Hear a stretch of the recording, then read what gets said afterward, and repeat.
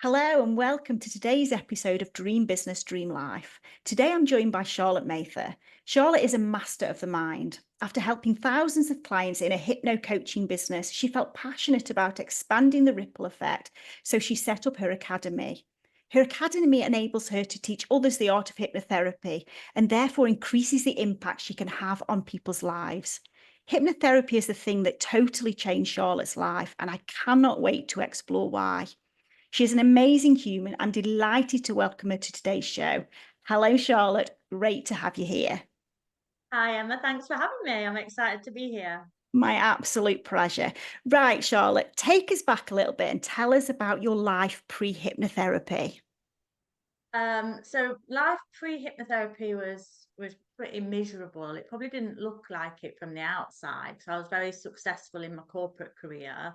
I worked in financial analytics and financial sales software. It was all around financial services. So I did things related to analyzing debt for companies, to being director of commercial and pricing, to then being in an elite sales team. And I am rubbish at sales.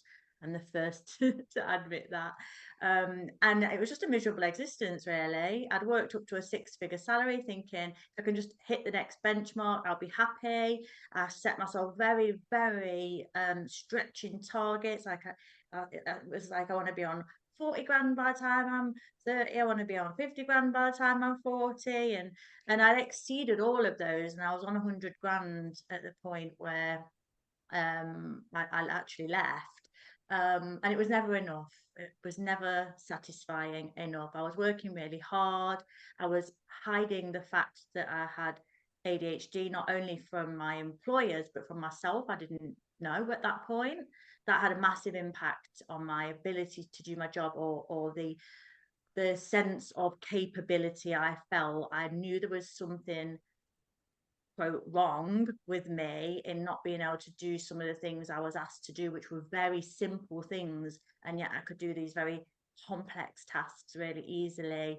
And so I never felt like I could ask for help, because how could someone that could do these complex analytics not fill in a form every week? Yeah.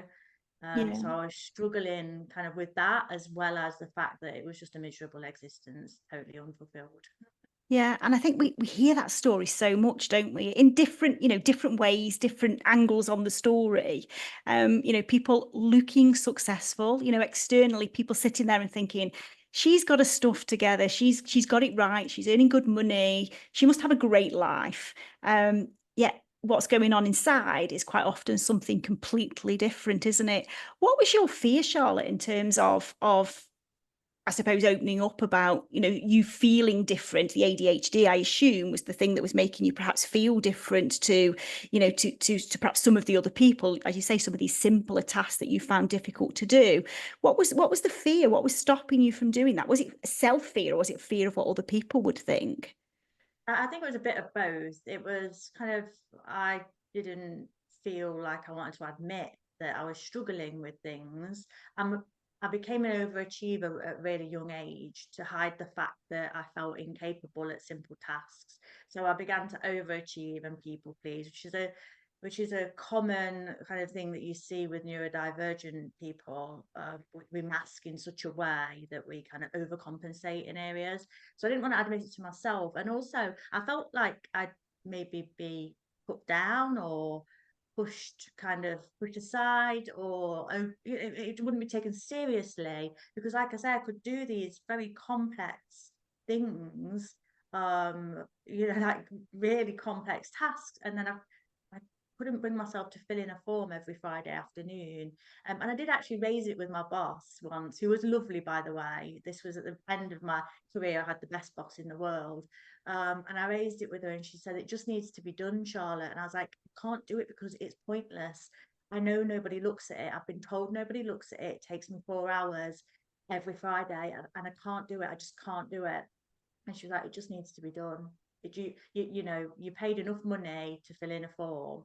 It's like, why can't I just do it? She's right. And my husband, I'd be crying. This is working from home days. I'd be crying in my home office, like screaming about this bloody form. And he'd say, "Why can't you You get paid six figures to fill a form in, just fill the form in. It's hard. I'm like, "No, it's just pointless. It's just pointless." And the frustration that I felt, I could feel it coming now. I cannot do pointless things. I can't bring myself to do it. There's something in my brain that will just refuse. Yeah, yeah, and I get that. And do you think that is part of why you weren't happy? Because you were, I suppose, being expected, because that's the word, isn't it? Here, you're expected to do things that in your mind were pointless. So that was what's Yes. stopping you being happy. Yeah, I think that was a big part of it, and also I lacked any sort of purpose. I was just doing the job for the money. I was just turning up and doing what was asked of me for the money. And yes, I was overachieving and exceeding expectations, but that was because that's how I am with everything. It wasn't because I enjoyed my job. I loved my job, and it gave me any sense of purpose. I felt adrift. I literally would ask myself on a day-to-day basis, like, why am I here? What am I doing? Is this life? Because I don't think I want it if this is it, you know? And where I really started, things started to change when I started to look at kind of gratitude and appreciation. And it started me on this path that ultimately I can see now led to hypnotherapy. It felt like hypnotherapy came out of nowhere, but starting to foster this appreciation for, my children, my comfortable life, my privileges, and just kind of not take everything for granted and not pin all my happiness on my career anymore and money. Ultimately, I pinned everything on more money will make me happy. Yeah, yeah, and I absolutely get that because you know my story. I was exactly the same. It was very much about more money. Next time, the next paycheck, the next bit of money is going to be the one. That's the one where I'm suddenly going to feel happy because, well, because of what? I've got more money. Yay! It isn't the thing, is it? So what was the start of that journey then? What started you? You just mentioned that you started to do gratitude and that sort of thing. What made you go down that route? Did something happen or? I think it did. I can't think of anything. I wish I could pinpoint some like light bulb moment, but I don't think it did. I think I mean, they call it the dark night of the soul, don't they? I just went through a process of breaking down, kind of why I'm here, why anybody's here. I started to read books on spirituality. There's one book, my absolute favorite. I recommend it to everyone. It's called Reality Unveiled. It's very spiritual, and I'm a scientific based, evidence based person. If I'd have read the end of that book before I read the beginning, you no way would I have gone near it. But the journey it takes you through is through science, and then it gets to like the really woo stuff. By then, you're kind of like, yeah, I'm in. I believe this stuff.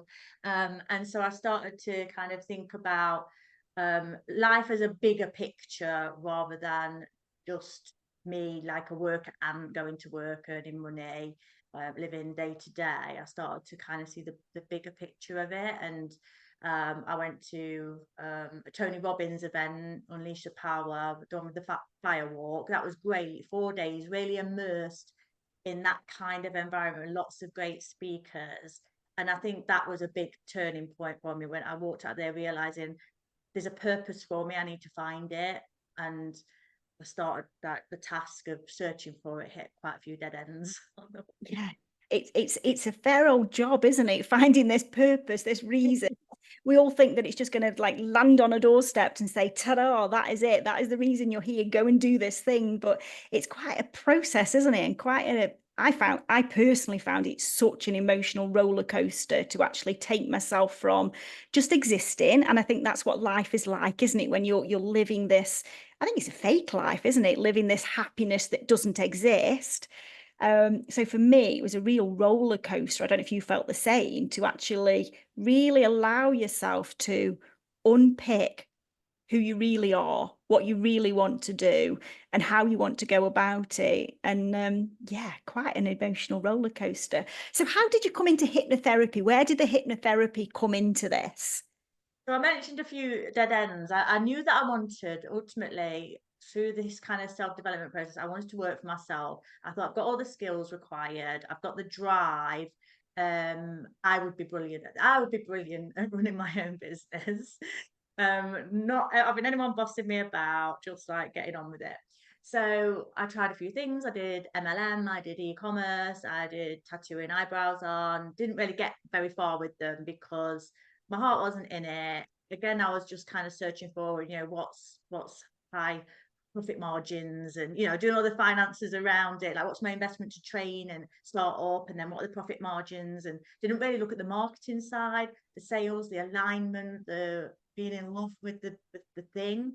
So that didn't work.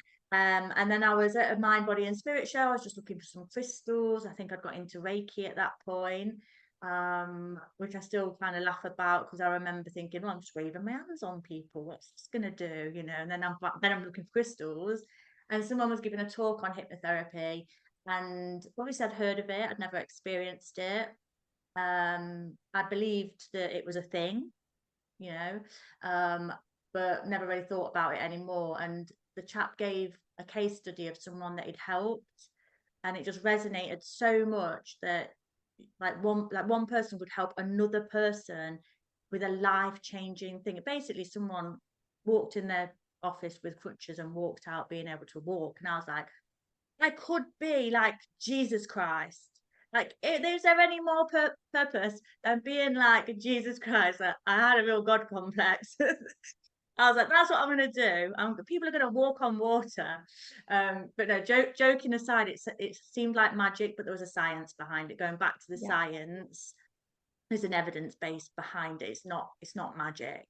It just is magical. And I walked out of there, got my phone out, booked myself on the next diploma I could find, and started my journey and haven't looked back since. I love that quote that you just said there. It's not magic, but it's magical. Yeah. And I think that summarizes to me hypnotherapy beautifully. And I don't know a great lot about it. I've experienced a little bit of it. But somebody asked me to describe what I had experienced in terms of the sessions I'd had from a hypnotherapy point of view. And all I kept saying is it's magic. And they kept saying it's not magic. What other word are you going to come up with? And you've just given it me that right there. And then it should, there's two little letters on the end, magical. That changes the context, doesn't it, completely from magic. So did you at that point say, this is it, this is going to change my life? Yes. Yeah, you Yes. knew at that I point, absolutely. this is It's like it. like a light bulb went off. They talk about it, seems cheesy. I wouldn't believe it, but it was literally. People got talk about like I had a download. It was like a big light bulb, literally went, and then there's a big arrow going, "This is what you need to do." And I was like, "Yes, this is it." And literally from that point on, it was easy. It was it's had its ups and downs from a business perspective, but my passions never wavered, my drives never wavered. In my corporate role, I changed roles every 18 months. I didn't ever make it for 2 years. I would, promote up, I would move sideways, I would change company because I get bored. And this hasn't happened with hypnotherapy. I kind of changed the scope of what I do. And that's enough because the scope is so wide with hypnotherapy. When people say, what can it help with? I say, I'll give you a really short list of what it can't help with. Everything else, yes. So the scope is huge. And now I'm forever coming up with new protocols, new ideas, new things to work with. And obviously I teach it as well. So I don't think I'll ever get bored. So I just knew straight away, and that's never gone away. Which is amazing, isn't it? And so at what point then are you now formally diagnosed with ADHD? Have you actually had that diagnosis? I've got the formal assessment, You've got the yes. formal I haven't, assessment. So at yeah. what point did you feel comfortable to explore that? Was that after you got into the hypnotherapy and you'd found your purpose, then you felt ready to understand yourself a little bit more? It found me, Emma, if I'm honest. I still had no idea at the point at which someone else pointed it out. So it was my son. Again, a common theme with neurodivergent parents. My son got diagnosed with ADHD. Throughout the process, I was filling in forms and thinking, well, yeah, this tick box, I'd tick yes, like this is a stupid form, and said to the lady doing the assessment, this form's stupid, I would say yes. And she's like, I'm sure you would, and it started the conversation. Then I went for the gold standard QB assessment, and it was like, yes, highly likely that you're ADHD. And then the next step is a psychiatric assessment Yeah. for meds and things. But I'm not medicated, No. in case you want to tell. Um, so I have the QB assessment. My son has the psychiatric assessment, and my daughter's autistic as well. So we are a neurodivergent family, except for my poor husband. And we just kind of learned and got through it together because we all kind of came to this realization at the same time. And albeit I'm a lot older than my son and my daughter, we all kind of helped each other to navigate it, and we actually, as hard as it can be at times, we try and have a bit of fun with it because we get each other, and it's brought the family closer together actually. And I'm not sure how it would have helped me knowing that in my corporate job. So I look back and I think, well, how would life be different? Because you go through this like mourning Mhm. process of how would my life been different? A, if I hadn't had ADHD, and I try not to think about that because that wouldn't be me.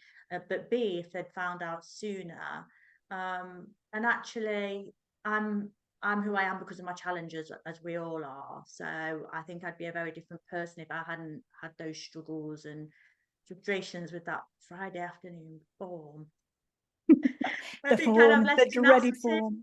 Yeah, yeah. Well, I've got And tenacity in my business to do the things. exactly. And I strongly believe that the things that cause us pain at some point in our life are the things that make us stronger and make us, whether the right word is better or not, I don't know, but they make other things easier, don't they, for us as we move into later life. And Yeah, I we think it's finding the thing, isn't it, that is your thing. And, if you'd had that diagnosis, if you'd known that sooner, you might never have found the thing because you might have found a way to make do. And I think that's an important thing, isn't it? Sometimes we just make do if it's not quite as painful. Yes, absolutely. I'd have just put up with that Friday afternoon form. I'd have just kind of Yes. gone, oh, well, it's because of my ADHD. I'm just going to have to suck it up. Whereas I needed an escape so badly that I found one. And I still smile now 'cause if anything's a bit challenging in my business, if I've got to like send an awkward email or do a job that I don't like, I always think, at least it's not that Friday form. At least it's not that Friday form. You're never going to have Friday forms in your business, are you? That we know Yeah, for sure. That is a given, isn't it? There's never going to not be at a all. Friday form. No pointless forms here. No, no. But that surely is a good thing, not a bad thing, though. Surely that's got to be a good thing, hasn't it? Get rid of the pointless things in life, and it makes life so much more fun. So, what would you say then were your sort of biggest challenges when you were trying to build this business in hypnotherapy? I guess by that point, I'd realised that if you're not good at marketing, you won't have a business. So luckily, I'd already been burned and learned that. Um, I guess the biggest challenge for me is going back to my ADHD. I get shiny object syndrome, and so it's managing that. A, not buying every single course that I see. And that can be challenging because some of the marketing tactics that are used are not neurodivergent friendly. And I implement them myself. So I'm not judging, scarcity, urgency. Those ADHDers, we're like, no, gotta have it now. Unless you make me go and get my bank card, then you're never having my money. So, but that was a challenge. Shiny object, every single course going, but also shiny object as in um I want to do something different in my business. I want to change something, and we all know consistency is one of the biggest keys to Yeah. having a sustainable business, isn't it? Being known for a thing, talking about a thing, becoming a master at it. So I'm lucky that hypnotherapy is so broad. I can still have that shiny object syndrome, but within the sphere of my kind of expertise and not go off trying to do too many things at once. Yeah, that's it. That's it. So what was the point then? Because you do more than, doing your own hypnotherapy now. You've got an academy. What was the turning point for you to think, I want to do more with this? I built my business up to where I was pretty much booked out, and my booked out isn't everybody else's booked out. I'm not sat here saying, I had 50 clients a week or anything like that. My booked out, because I work a lot with kind of deep root cause trauma and things. I could see 2 to 3 clients a day maximum, 3 days a week. So I was booked out in that respect, and I was happy with what I was earning. It was a great amount. It wasn't about earning more money at all, but I wanted to help more people than I already was helping, and I was turning people away and things like that. So I decided, to create this ripple effect. If I teach people what I do, then they're going to go and help hundreds of people, thousands of people, and I've had a little bit of a part in that. So it was kind of from an altruistic perspective.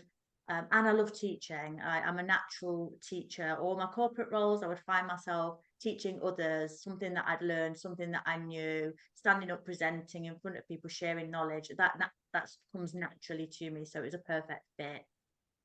Amazing, amazing. And would you be able to say now you're happy? Most of the time, I am happy. I'm fulfilled. I guess I'm not always happy. Like, I was annoyed it was raining this morning, for Oh, instance. me I got too. very irate about it in the middle of July. I'm fulfilled. Happiness, I think, comes and goes, as does joy. But that sense of fulfillment, like, I know I'm doing what I need to be doing, what I should be doing, what I want to be doing. All of those boxes are ticked. Happiness, especially with hormones, come and go depending on the day of the week, month. Yeah. Oh, I get that too. I absolutely get that too. And I think, some of those words you put in there, fulfilled, you're doing what you want to do, you're following your purpose. That is a huge progress, isn't it? From if you go back to your corporate days when the words that you're using there was, I looked successful, other people thought it was good. Completely different language, isn't it, that you're using now? And I think Yes. happiness is definitely something that comes and goes, isn't it? I think as long as we feel like we're on the right path, then we take the bad days, don't we, with the good days, and that's absolutely okay. I wouldn't want to be doing anything else. So that for me is fulfillment. It's Yeah, not like I'm looking over there going, I wish I was doing that. I wouldn't want to be doing anything about anything else for me. yeah, which is amazing, isn't it? It's amazing. How long ago was it you were in corporate, Charlotte? How long has this journey been for you? I left August 2020, so mid just after lockdown, started to go back to work, and I was like, I cannot go back. There is absolutely no way. I'd already started training in hypnotherapy at that point. In fact, I was trained. Yeah, I'd qualified already, kind of keeping it a secret from the corporate Yeah. world. It was no secret, I found out, everybody knew, but I thought I was keeping it a secret. And when lockdown happened and we worked from home, it was okay.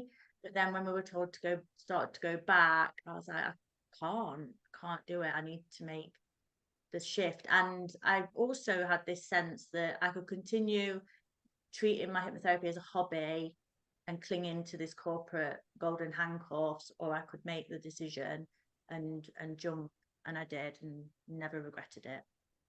Amazing. Never regretting is always a good thing, always a good place to be in, isn't it?